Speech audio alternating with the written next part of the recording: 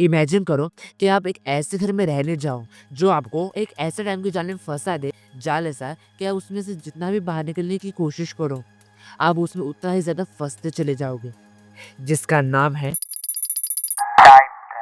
Time trap. इस movie में आपको साइंस फिक्शन, थ्रिलर और ड्रामा देखने को मिलेगा। ये कहानी बेस्ड है एक ऐसे लड़की के ऊपर जो अपनी पढ़ाई के सिलसिले में शहर आता है, और शहर आते ही उसका सबसे पहला मकसद ये होता है कि वो अपने लिए एक अच्छा सा घर कैसे ढूंढे, जहाँ से उसका कॉलेज भी नज़दीक आ सके और जहाँ पर वो अपनी पढ़ाई भी अच्छे से कर सके। और काफ़ी स्ट्रगल के बाद फाइनली उसे वैसा घर मिल ही जाता है। वो बहुत खुश था उस घर को पाकर, लेकिन जैसे जैसे दिन बीते चले गए वो महसूस करने लगा कि इस घर में कुछ तो अजीब है, कुछ तो ऐसा है जिससे उसे नेगेटिव एनर्जी का एहसास हो रहा है, और ये सब चीज़ें उसकी पढ़ाई पर भी अफेक्ट कर रहे थे। एक दिन जब वो सोकर उठता है तो उसे अपने पैरों के पास कुछ तो अलग सा महसूस होता है। तो वो क्या देखता है कि उसकी कार्डबोर्ड के ऊपर कोई तो भी एक पेंटिंग है, जो कहाँ से आया पता नहीं, लेकिन उसके ऊपर जो भी था वो हैरान कर देने वाला था। वो देखता है कि उसके ऊपर एक बहुत ही अजीब सा सिंबल है, एक्सपायरी का सिंबल, और उसके नीचे वो देखता है कि वहाँ पर एक वर्ड भी लिखा हुआ होता है जो कि था वेलकम।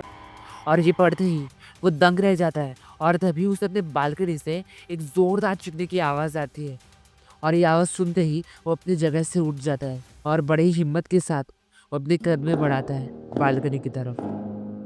और जैसे ही वो बालकनी में पहुंचता है तो उसे वहाँ पर कोई नहीं दिखता। वो राइट पलटता है, वो लेफ्ट भी पलटता है, वो देखता है कि कोई छुपा तो नहीं है, और वो जैसे नीचे देखता है तो बच्चे वहाँ पर खेल रहे थे।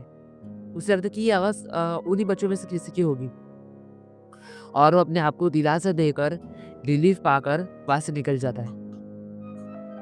लेकिन फिर भी एक सवाल तो मन में था कि वो नोट आया कहाँ से, किसने वहाँ पर रखा, और क्या होगा उसका राज।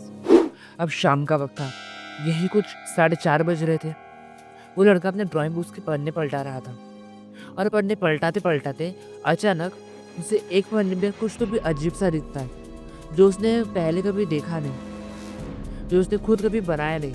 और जब वो उस पन्ने पे रुकता है तो वो देखता है कि उस पन्ने पर वही सिंबल था। इसे देखकर वो और भी ज़्यादा हैरान हो जाता है। उसे लगता है कि उसके साथ ये हो क्या रहा है। और इतना ही नहीं, उसके नीचे एक टाइमिंग भी लिखी हुई थी, लिखा था टुमारो 4:23 PM, और उसके नीचे लिखा था लुक एट द विंडो। ये नोट पढ़ते ही जैसे उसने पढ़ा लुक एट द विंडो, उसे पता नहीं क्या हो जाता है।